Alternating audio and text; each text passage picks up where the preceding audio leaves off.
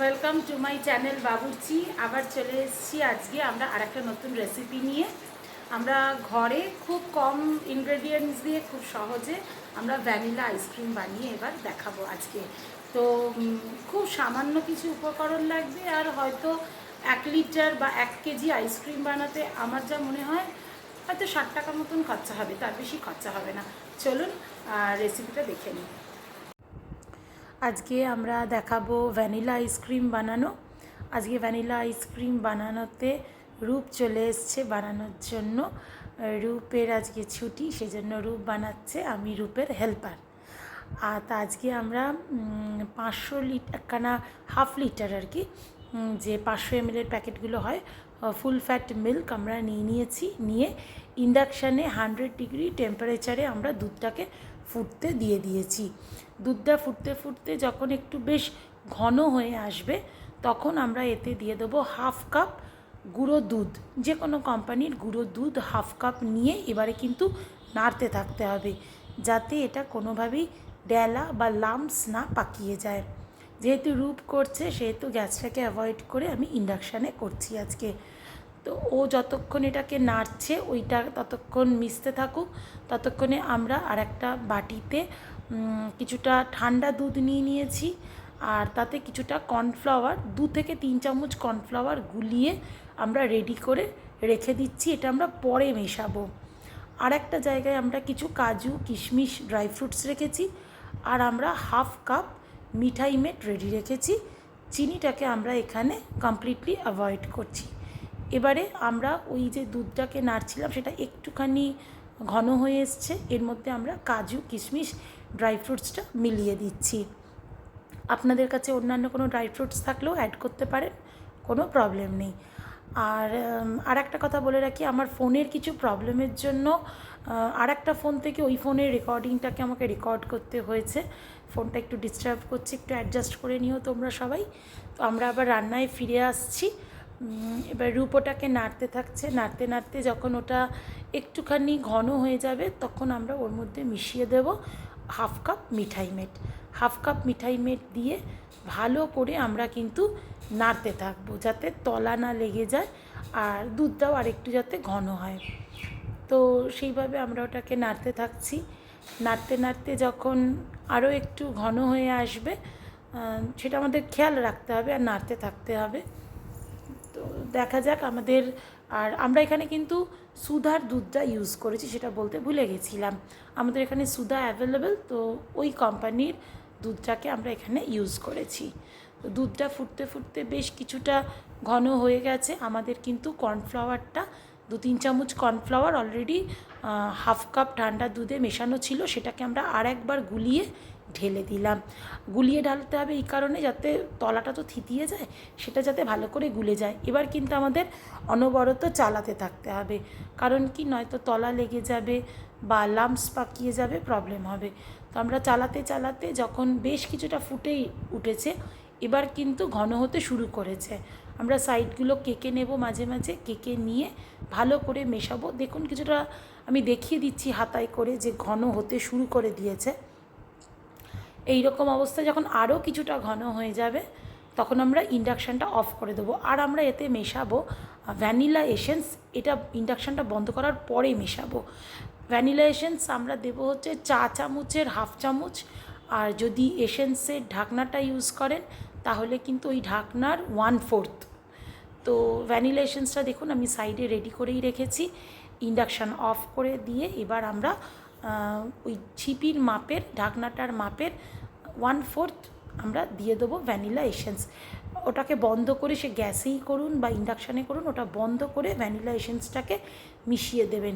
মিশিয়ে দিয়ে এটা যখন রুম টেম্পারেচারে এসে যাবে, তখন আমরা এটাকে একটা বোলের মধ্যে ট্রান্সফার করে 2 ঘন্টার জন্য কিন্তু ফ্রিজ করতে দিয়ে দেবো। 2 ঘন্টার জন্য ফ্রিজ হয়ে গেলে আমরা আবার নেক্সট স্টেপ পরে 2 ঘন্টা বাদে আবার আপনাদেরকে দেখাবো। এটাকে আমরা আরেকটা বলে ঠান্ডা করে রুম টেম্পারেচারে ট্রান্সফার করে নিচ্ছি। এবারে নিয়ে ফিরে আসছি। আমরা চলে এসেছি 2 ঘন্টা বাদে ফ্রিজে। আমরা যেটা বানিয়ে রেখেছিলাম, ভ্যানিলার যে ফার্স্ট স্টেপটা করেছিলাম, সেটা মোটামুটি এখন এই রকম হয়ে গেছে জমে। এটা নর্মাল ফ্রিজে রেখেছিলাম। আচ্ছা, এইবারে যাদের কাছে এরকম হুইস্কার আছে তারা এরকম হুইস্কার ইউজ করতে পারেন, আর নয়তো যাদের কাছে এরকম ইলেকট্রিক ব্লেন্ডার আছে তারা ইলেকট্রিক ব্লেন্ডারও ইউজ করতে পারেন। ইলেকট্রিক ব্লেন্ডারে এটা একটু তাড়াতাড়ি হবে, আর হ্যান্ড হুইস্কারে একটু সময় লাগবে, বাট এতেও কিন্তু হবে। তো আমি এবারে ইলেকট্রিক ব্লেন্ডারে এটাকে একটু ব্লেন্ড করে দেখিয়ে দিচ্ছি। এই দেখুন, এই রকম কনসিস্টেন্সি কিন্তু সব হয়েছে।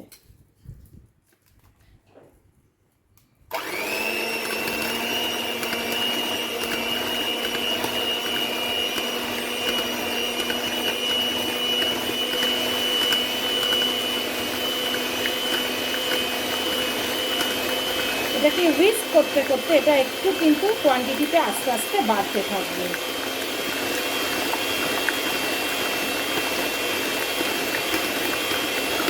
দেখুন আস্তে আস্তে কোয়ান্টিটিটা কিন্তু বেড়ে যাচ্ছে।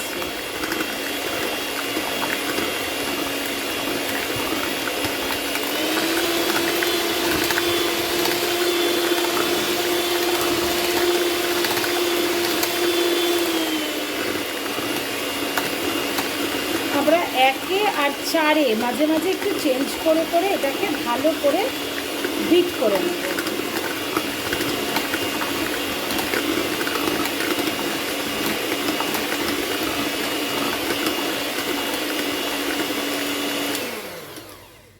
বিট করার পর দেখুন এই রকম একটা ঠিক কনসিস্টেন্সি হয়ে গেল, আর এটা একটু কোয়ান্টিটিতে কিন্তু বেড়েও গেল।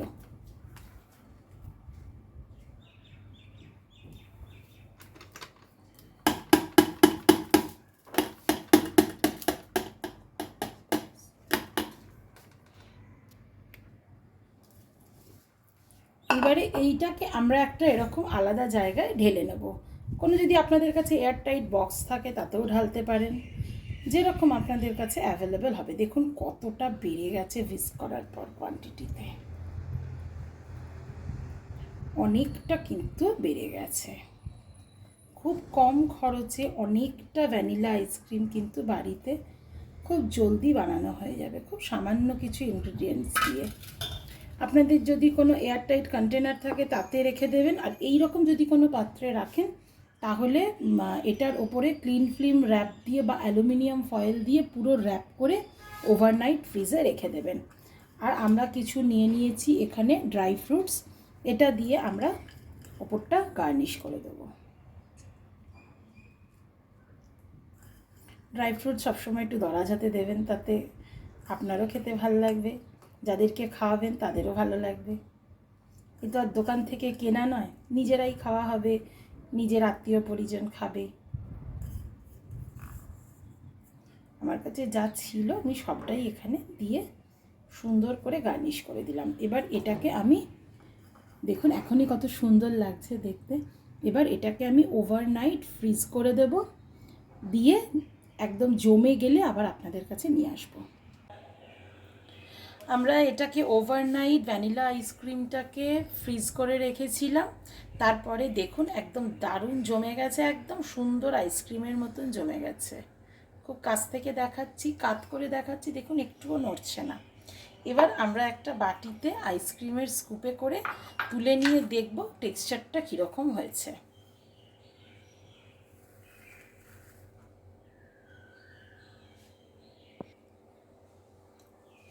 এই দেখুন আমরা একটা স্কুপ তুলেছি, কি সুন্দর টেক্সচারটা এসছে। কে বলবে এই সামান্য কিছু ইনগ্রেডিয়েন্টস দিয়ে হয়েছে। আমরা আর একটা স্কুপও তুলে দেখিয়ে দিচ্ছি। দেখুন টেক্সচারটা খুব কাছ থেকে দেখাচ্ছি, একদম সুন্দর জমেছে।